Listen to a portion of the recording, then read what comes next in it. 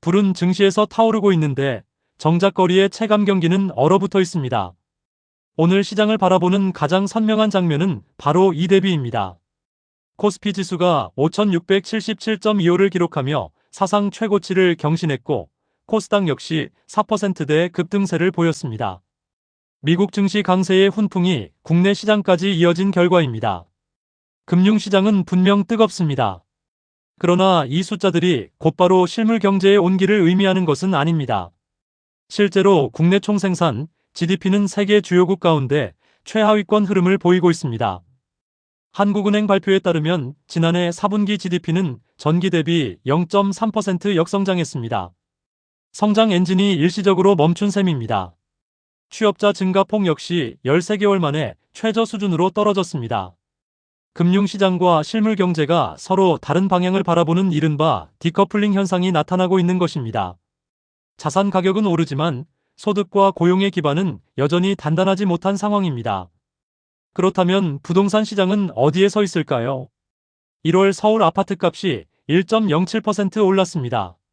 한국부동산원의 2026년 1월 전국주택 가격 동향 조사에 따르면 전국주택 매매 가격은 0.91% 상승했습니다.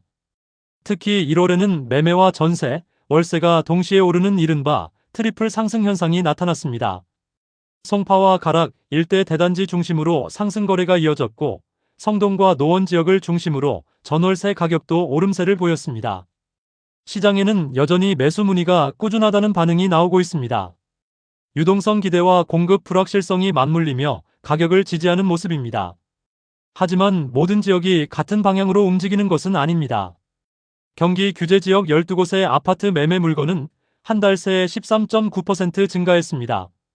매물이 늘었다는 것은 매도 의지가 강화됐다는 의미로 해석할 수 있습니다. 강남 일부 지역에서는 하락 거래가 나타난 반면 강북 일부 지역에서는 신고가 거래가 나오고 있습니다. 시장 내부에서도 온도차가 뚜렷해지고 있는 것입니다. 자산 선별 장세가 부동산에서도 나타나는 모습입니다. 전세 시장에서는 또 다른 변화가 감지됩니다. 서울 전세 물량이 19,604건으로 집계됐습니다. 이는 2023년 2월 1일 이후 가장 적은 수준입니다. 부동산 정책의 불확실성과 금리 환경 변화 속에서 현금 흐름을 확보하려는 전략으로 해석됩니다. 집주인들이 전세 대신 월세를 선택하려는 움직임이 강화된 결과로 풀이됩니다. 전세 공급 감소는 전세 가격의 추가 상승 압력으로 이어질 가능성이 있습니다. 수요 측면에서도 의미 있는 변화가 나타났습니다. 지난해 서울 집합건물 생애 최초 매수자 가운데 30대 비중이 49.84%를 차지했습니다. 사실상 절반이 30대였습니다. 대출 규제 속에서도 이른바 패닉바잉이 이어졌던 흐름이 통계로 확인된 셈입니다. 반면 40대와 50대 비중은 전년 대비 소폭 감소했습니다. 자산 축적 초기 단계에 있는 30대가 미래 가격 상승 기대를 반영해 적극적으로 시장에 진입한 모습입니다. 여기에 서울시는 강북 대개조 계획을 본격화하고 있습니다. 16조 원을 투입해 역세권 용적률을 최대 1300%까지 허용하고 도쿄식 초고밀 복합개발 모델을 도입하겠다는 구상입니다. 인프라 기금을 새롭게 조성하고 동부간선도로 지하화 등 기반시설 투자도 병행됩니다. 공급 확대와 도시 경쟁력 제고라는 두 가지 목표가 동시에 추진되는 구조입니다. 다만 초고밀 개발은 교통, 교육, 생활 인프라 확충이 함께 이루어지지 않으면 가격 변동성을 키울 수 있다는 점도 함께 고려해야 합니다. 건설 현장에서는 또 다른 변화가 시작됐습니다. 올해부터 층간소음 성능 미달 시 준공 지연과 손해배상 책임이 건설사에 부과됩니다. 소음을 잡지 못하면 준공도 없다는 강한 메시지입니다. 10대 건설사들은 소음 0 기술 개발에 총력을 기울이고 있으며 층간소음 솔루션 기업으로 체질 개선을 시도하고 있습니다. 품질 경쟁이 강화되면서 분양시장에도 영향을 줄 가능성이 있습니다. 수도권 외곽에서는 교통 인프라 확장 소식이 이어집니다. 인천시는 2035년까지 7개 노선, 총 123.96km 규모의 철도망을 구축하겠다는 계획을 국토교통부 승인 아래 추진합니다. 인천 순환 3호선과 용현 서창선, 송도 트램, 부평 연안부두선, 인천 2호선 노년 연장, 영종 트램, 가좌 송도선 등이 우선 대상입니다. 추가 후보 노선으로는 주한연수선과 영종 자기부상열차 확장 등이 거론됩니다. 총 8조 원대 계획으로 교통망 확충은 장기적으로 부동산 가치에 구조적 영향을 미칠 수 있는 요인입니다.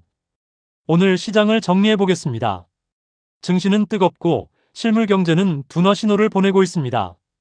서울 아파트값은 상승했지만 지역별로는 엇갈린 흐름이 나타납니다. 전세 물량은 줄고 30대의 시장 진입은 여전히 활발합니다. 도시 재개발과 철도망 확충 계획은 중장기 변수를 형성하고 있습니다.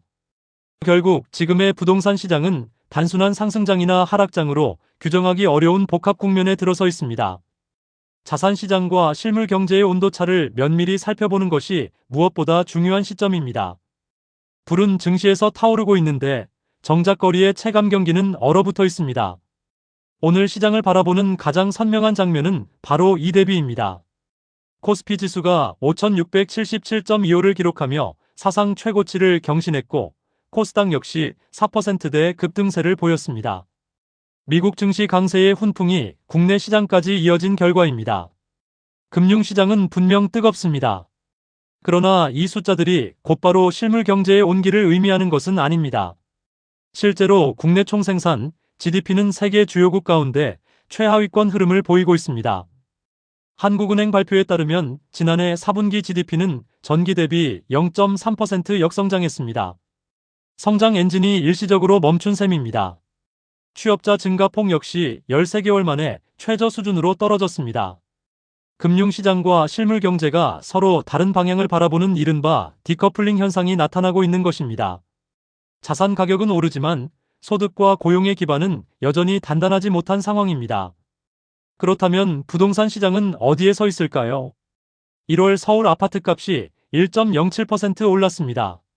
한국부동산원의 2026년 1월 전국주택 가격 동향 조사에 따르면 전국주택 매매 가격은 0.91% 상승했습니다. 특히 1월에는 매매와 전세, 월세가 동시에 오르는 이른바 트리플 상승 현상이 나타났습니다. 송파와 가락 일대 대단지 중심으로 상승 거래가 이어졌고 성동과 노원 지역을 중심으로 전월세 가격도 오름세를 보였습니다.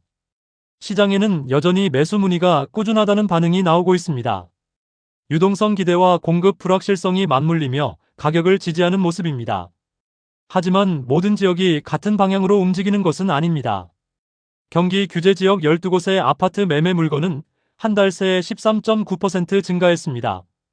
매물이 늘었다는 것은 매도 의지가 강화됐다는 의미로 해석할 수 있습니다.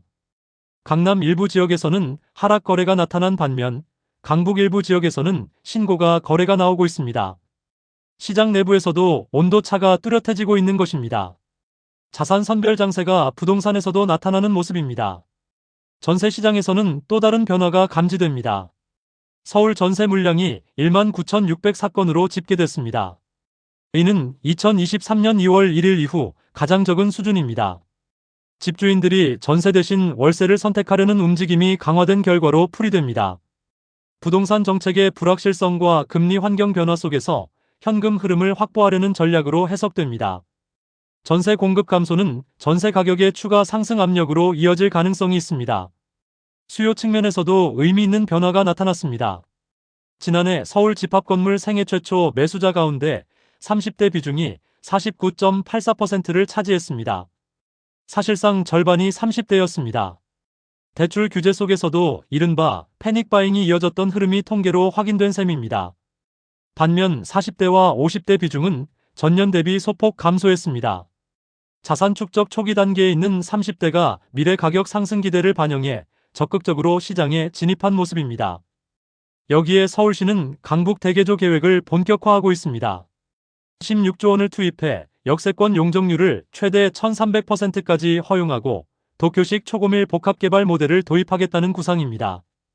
인프라 기금을 새롭게 조성하고 동부간선도로 지하화 등 기반시설 투자도 병행됩니다. 공급 확대와 도시 경쟁력 제고라는 두 가지 목표가 동시에 추진되는 구조입니다. 다만 초고밀 개발은 교통, 교육, 생활 인프라 확충이 함께 이루어지지 않으면 가격 변동성을 키울 수 있다는 점도 함께 고려해야 합니다. 건설 현장에서는 또 다른 변화가 시작됐습니다. 올해부터 층간소음 성능 미달 시 준공 지연과 손해배상 책임이 건설사에 부과됩니다. 소음을 잡지 못하면 준공도 없다는 강한 메시지입니다.